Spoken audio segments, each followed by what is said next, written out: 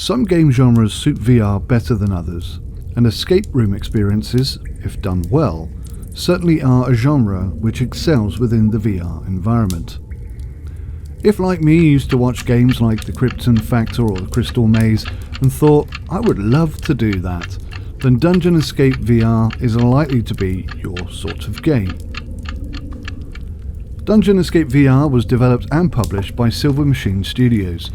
They have 3 other similar style titles, all of which have been well received.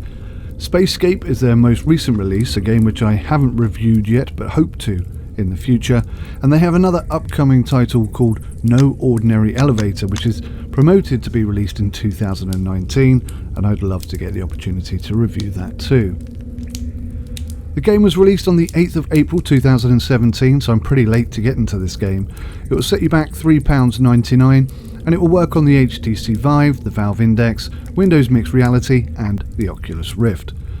I'm using a room scale support, and it does require you to be standing, although I see no real reason why you couldn't probably play this while sitting down.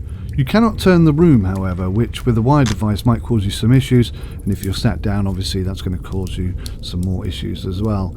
It's a bit of a shame. I don't really understand why games ship without the ability to do that. It's such a simple thing to implement, and it could really make gaming experiences a lot better, because as I say, you get tangled up in the wire, or maybe you do want to sit down, and that's one easy way to alleviate any problems. On the most part, the game positioning is accommodating enough to make this quite an easy game to interact with, so really in terms of movement it's not that big a problem.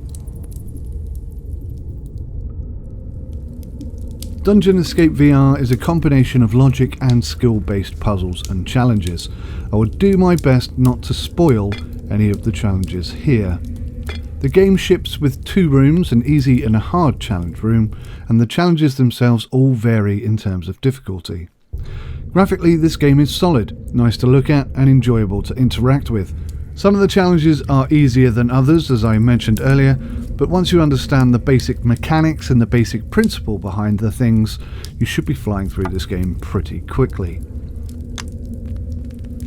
The basic idea is to unlock these blocks. You get enough of the blocks and you will be set free. On the hardest room, you don't need to complete all of the challenges in order to escape, which is actually a good thing, because some of the skill-based challenges especially are A, pretty hard, and B, just made that much more difficult without any sort of tactile feedback, and you can see that the physics, whilst good, are a little bit limited in some areas.